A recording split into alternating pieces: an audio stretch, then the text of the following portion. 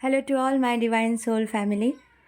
वो डेट 2 अगस्त जितने करीब आ रहे हैं उतने मैं बहुत ज़्यादा उत्सुक होते जा रही हूँ। तैयारी कर रही हूँ अच्छे से। फ़िलहाल तो काम चल रहा है, वो सब भी फिनिश होना है। इनसाइड टेंपल का और बंगलो का भी काम मैंने स्टार्ट कर दिया है। दिखाऊंगी आप सबको फ़ोटोज़। मैंने प्लान किया जब माँ बाबा आएंगे ना तो 1 तारीख को बैंड बाजा जो भी है थोड़ा बहुत करेंगे।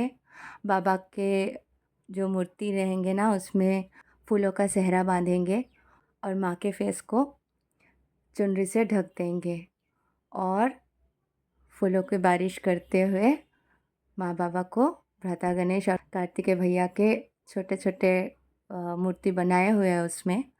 अब मैंने बोला था गोदी में बैठे ऐसे बना दीजिए, पर मूर्तिकार ने बोला कि देखिए हम तो पत्थर से बनाएंगे तो वो शेप नहीं मिलेगा, इसलिए दोनों भ्राता माँ बाबा के पैरों के पास खेल रहे हैं, ऐसा करके उन्होंने शेप दिया है। थैंक यू सो मच आप सबके इतने कंट्रीब्यूशन के लिए।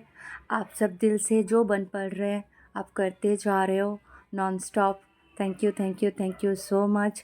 हम सबके टेंपल है और ये हम सबके रिस्पॉन्सिबिलिटीज़ है कि हम सब मिलके इस जो भी हमारे कार्य है बाबा माँ के इस टेंपल में आगमन ये सब करना है। अभी एक न्यूज़ में देख रही थी जो शिवलिंग 6 दिन में पिघल गए, तो वो न्यूज़ के बाद समझ में आया कि जैसे भी प्राकृतिक दुर्योग हो रहे हैं, जो भी सिचुएशन हो रहे हैं, बहुत सारे टेम्पल्स शिव टेम्पल्स के ध्वस्त हो जाने के न्यूज़ भी हमें मिले हैं। तो ये सारे चीज़ों से मुझे इतना समझ में आ रहा है परिवर्तन के बाद ये जो हमारे टेम्पल है हम सब के, तो ये सतयुग के लिए बन रहे हैं, ये क्रिएशन है, स्टार्ट हुए हैं, ठीक है। और वो जो सदियों से थे वो अब जैसे अंतिम क्षण होते हैं विनाश होते हैं, तो माँ बाबा को भी तो शिफ्ट होना है ना न्यू घर में। तो बस यही है हम सब के प्रयास। माँ बाबा ने हमें रिस्पॉन्सिबिलिटीज़ दिए हैं और हम सब शिद्दत से करते जा रहे हैं। तो थैंक यू सो मच आप सबके डोनेशंस के लिए। आप दिल से कर रहे हो एंड बाबा माँ जितना भी कर पा रहे हो उससे 1000 गुना होके आपके पास वापस आए। ये ब्लेसिंग बाबा माँ के तरफ से और यूनिवर्स की तरफ से आप सबको मिले। आज का विषय मैं कुछ दिनों से सोच रही थी। ये बताऊं कि जैसे दूसरे रिलीजन के लोग होते हैं, दूसरे जाति होते हैं, ये सारी चीज़ें हमें पता है कि ये सब यहाँ के कंडीशनिंग है, यहाँ के जो सोसाइटी है, यहाँ के जो समाज है, यहाँ पे हम जैसे जन्म लेते हैं, रहते हैं, जीवन यापित करते हैं, जो भी सिचुएशन आते हैं उसका सामना करते हैं, तो वैराइटीज़ आ जाते हैं, मतलब लोगों में भिन्न भिन्न मत आ जाते हैं, भिन्न भिन्न सोच आ जाते हैं, बहुत सारे चीज़ें आते हैं। लेकिन हमें जो एग्जैक्टली समझ आया कि देखिए, ना हम दावा करेंगे कि हमारे धर्म प्रधान है, उनका धर्म नीचे है, उनका सर्वोपरि है, ये सब गलत है। यहीं पे डिवीजन आ रही है, यहीं पे गलत होती है, इज़न्ट इट। तो हम इतना समझ पाए हैं कि एक ईश्वर है, एक शक्ति है, ठीक है, उन्हीं से सब कुछ है। वो देव देवता को भी जन्म दिए हैं, वो भूत प्रेत को भी जन्म दिए हैं। मतलब भूत प्रेत तो नहीं बनते हैं, वो बाद में जाके अपने कर्म द्वारा बन जाते हैं, राक्षस जोनि प्राप्त होते हैं। तो वो शक्ति सब में विराजमान है। तो डार्क एंड वाइट ये दोनों का कॉम्बिनेशन है, ये बैलेंस है। तो बस हम सतयुग में जाए या कहीं पे भी जाए, ये बैलेंस तो हमें बना के रखना पड़ेगा। अब हम अपने अंदर से वो डार्कनेस को हटा देंगे तो हम उसे अट्रैक्ट नहीं करेंगे। सिंपल। तो हमको इसलिए क्लियर किया गया, क्लीन किया गया, समझाया गया, नॉलेज दिया गया ताकि हम कोई गलती ना करें। हम नॉनवेज छोड़ देते हैं, हम प्रेम के एनर्जी में रहते हैं, हम पशु पक्षी से लेके हर चीज़ में भगवान को ढूंढते हैं, हम हर चीज़ में देवता के विराजमान होने का सबूत पाते हैं। हम लोग प्यार से जीते हैं, यूनिटी के साथ जीते हैं, मार मार काट काट नहीं सोचते हैं। तो हम क्या कर रहे हैं, इंसानियत के धर्म को आगे बढ़ा रहे हैं। तो यहाँ पे पॉलिटिक्स खेल के, डिवाइड एंड रूल करके बहुत सारे लोगों ने बहुत कुछ कर दिखाया है। बस अब हमें वननेस पे जाना है। तो वननेस पे जाना है, हम सब तो आ चुके हैं, अब हमारे ऊपर रिस्पॉन्सिबिलिटीज़ है। ये जो सत्य है, जो इटर्नल सत्य है, सिर्फ सिर्फ और सिर्फ भगवान ही होते हैं और कुछ नहीं होते हैं। भगवान यानी शक्ति, शिव शक्ति, लक्ष्मी नारायण, राधे कृष्ण, जो नाम से संबोधित करो, है एक ही शक्ति, माँ आदि पराशक्ति। हम सबको समझ में आना चाहिए। अब जो लोग ये कभी बोलते हैं हम नॉनवेज छोड़ ही नहीं सकते, या हमें भगवान से या इनके धर्म से या इनके कल्चर से या इनके पूजा पाठ से लेना देना नहीं है, तो अल्टीमेटली आप जो आफ्टर डेथ जाओगे कहाँ, ये सवाल तो आना चाहिए। क्योंकि एक इंसान बहुत अच्छी स्टडी कर रहा है और एक इंसान रॉन्ग स्टडी कर रहा है, तो एग्ज़ाम में फर्स्ट कौन आएगा? जो अच्छे से सही चीज़ को लॉजिकली समझते हुए स्टडी कर रहे हैं, और एक जो रट्टा लगा रहा है, कुछ भी नहीं समझ में आ रहे, जो मिल रहा है हाँ हमारे ग्रंथ में थे ऐसा करके रट्टा लगा रहे। तो आप समझो, ये जब एग्ज़ाम होगा तो क्वेश्चन पेपर के हिसाब से, है ना, कैसा होना चाहिए?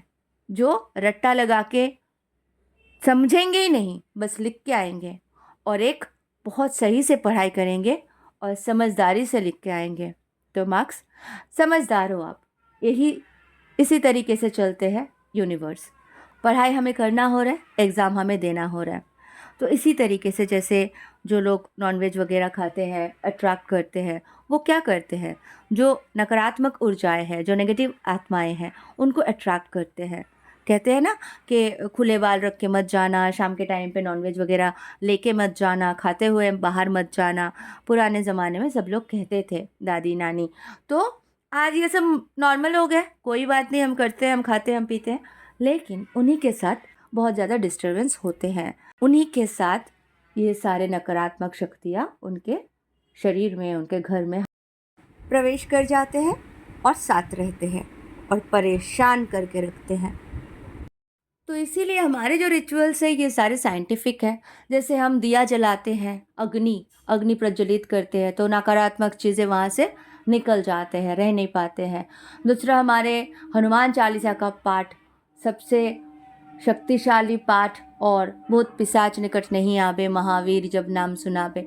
तो इसी से हम समझ जाते हैं कि कितनी शक्तिशाली है। तीसरी, हम कपूर जलाते हैं, रूम क्लीन करते हैं, यानी हम पूरे शिद्दत से अच्छे से काम कर रहे हैं, तो हम पॉजिटिविटी को अट्रैक्ट कर रहे हैं, अच्छे से जी रहे हैं। और वहीं पे जो लोग ये सारी चीज़ें नहीं करते हैं, उनका जो भी धर्म है वो कर रहे हैं अवश्य, लेकिन पशु को हत्या करके खा रहे हैं, और नेगेटिविटी, जितने भी नेगेटिविटी होते हैं ना, लाइक हेट्रेट और जलन, ईर्ष्या, ये सब पाल रहे हैं। तो इनके साथ क्या होगा?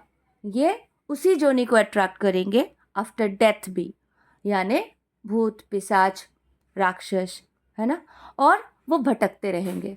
ये सिंपल सी लॉजिक है, मैंने बहुत रिसर्च करके बता रही हूँ। वो भटकते रहेंगे। हमारे देह को जला दिया जाता है तो हम सूक्ष्म शरीर में हल्के होके निकल जाते हैं।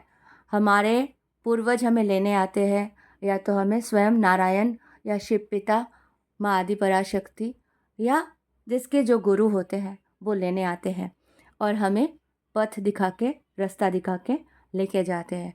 लेकिन इनके साथ जो इन्हें लेने आते हैं, ये इन्हें नीच जोनियों में ले जाते हैं और इनसे जो भी काला जादू, वशीकरण, ये सब कंटिन्यू करते हैं।